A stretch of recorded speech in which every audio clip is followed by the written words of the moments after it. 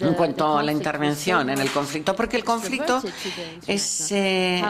abrió tanto lo internacional que me pregunto cómo la intervención y las expectativas de la intervención pues se desarrollaron o cómo alimentaron el círculo vicioso de la violencia.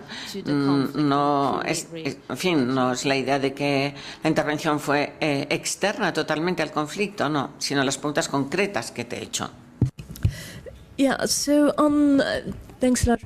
Bueno, sobre tu primera pregunta, es decir, cómo los propios congoleños reaccionaron a la explicación o el enfoque liberal y si se apropiaron o no de ella. Es difícil hablar de los congoleños en general, depende de con quién hables. Entonces, por ejemplo, la élite, cuando hicieron la entrevista a los principales líderes políticos de Kinshasa, bueno, de hecho, fomentaron la utilización de una interpretación nacional o internacional de la violencia, de manera que para muchas personas que no representaban a esa población, todo se debió a Ruanda. Ruanda invadió el Congo, la violencia desde entonces se atribuyó a Ruanda y una vez que Ruanda saliera del país todo estaría bien. Entonces, en su narrativa decían, por ejemplo, nunca ha habido violencia en el Congo antes de que entrara se produjera la invasión de Ruanda, lo cual es cierto. Antes de la invasión de Ruanda, pues ya hubo violencia en el Congo y culpaban a actores externos, Ruanda, Burundi, pero sobre todo Ruanda. Y esto, por supuesto, influía en los agentes internacionales que actuaban, porque esas personas eran su principal fuente de información. Eso reforzó su tendencia a ver el conflicto como algo causado por razones nacionales o ajenas al Congo. Y cuando hablé con líderes en el otro lado, los que representaban a la población, pues entonces dijeron que todo se debía a que el presidente Kabila era inflexible, que no quería firmar la paz, y todo se atribuía al presidente Kabila. Y esto reforzaba el análisis y la tendencia a ver todo a nivel nacional. Pero cuando después viajabas y hablabas con las élites de las diversas provincias, en las principales ciudades, pues esas élites hablaban de Ruanda, lo mismo, esto es porque Ruanda invadió el Congo, es decir, esa fuente regional de violencia, o bien la explotación liberal de recursos. Pero en este caso ya no era Ruanda ni los principales actores nacionales los que explotaban los recursos, sino que Ruanda explotaba los recursos y Ruanda, a su vez, estaba financiada por Estados Unidos. Formaba parte de las teorías de la conspiración. Básicamente pensaban que Estados Unidos estaba fomentando la violencia en el Congo porque Estados Unidos quería los recursos congoleños, y es básicamente era la idea de que Ruanda es un país pequeño y por sí mismo no podía invadir a Gran Congo, así que necesitaban tener un patrocinador extranjero, que era, en ese caso, pensaban Estados Unidos, o sea, que seguían pensando o seguían haciendo un análisis internacional y se seguía, por lo tanto, viendo las cosas de arriba abajo. Luego, cuando hablamos con los miembros de la sociedad civil y con aldeanos, es entonces cuando empezamos a oír una narrativa diferente. Las personas en las universidades locales, los profesores, los intelectuales locales, todos ellos presentaban una narrativa distinta, y especialmente cuando hablábamos con las víctimas de la violencia y les decías, ¿has intentado comprender cuál es el problema cuando la gente empezó a luchar?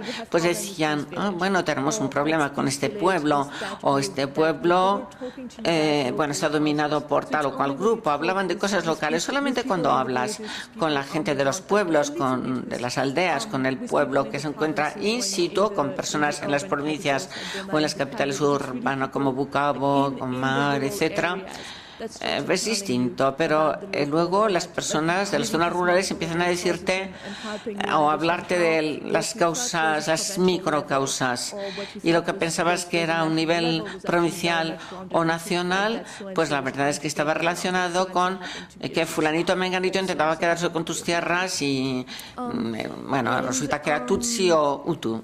Y cómo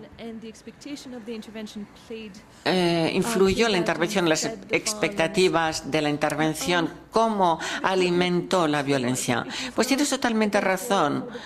Una vez más, pues bueno, la verdad es que mi presentación he abreviado, pero sí que había una especie de círculo cerrado.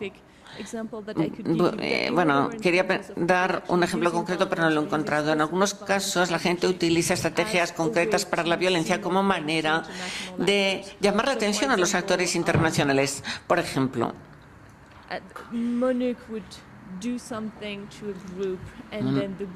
Monokot hizo algo contra un grupo, el grupo se vengó contra la aldea y fue una acción brutal para llamar la atención de los interventores internacionales. También hubo violencia después de la distribución de alimentos, por ejemplo. Hubo grupos armados que intentaron quedarse con los alimentos aportados por la comunidad internacional. Hubo actos de pillaje. Y después los actores internacionales simplemente entendieron mal las cosas del conflicto, hicieron cosas que fomentaron la tensión o incluso los conflictos. Y de hecho, el realizar elecciones a nivel local también tuvo lugar, fomentó más violencia, porque a nivel local los actores congoleños intentaron movilizar a personas que los apoyaran y a menudo los movilizaron. Y eso estaba de acuerdo con el conflicto anterior. Toda esa estrategia reforzó los conflictos. Muchos hechos a nivel local, por ejemplo, ayudas humanitarias, intervenciones para la construcción de paz, pues realmente lo que reforzó en los deseos del país para llamar la atención internacional.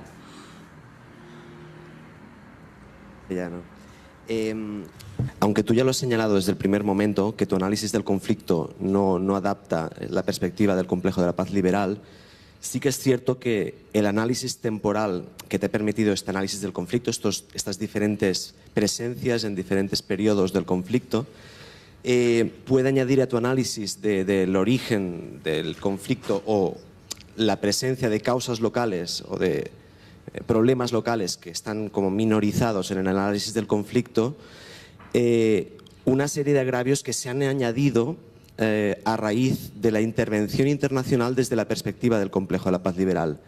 Y creo que ahí tú podrías, no sé cuál es tu opinión de los problemas que se han añadido a nivel local generados por la propia intervención, que van más allá de los problemas que has señalado a nivel local, como es la reforma de la propiedad de la tierra, reconciliación a nivel local. O sea, hay otros elementos añadidos. Por ejemplo, podríamos hacer un análisis de la intervención internacional a raíz de el uso como arma de guerra de la violencia sexual, ¿no? Y cómo este discurso se ha adaptado y ha traído una nueva de intervención y ha modificado determinadas agendas, ¿no? Bueno, no sé si me has entendido, pero no sé si podrías aportar algo en ese sentido.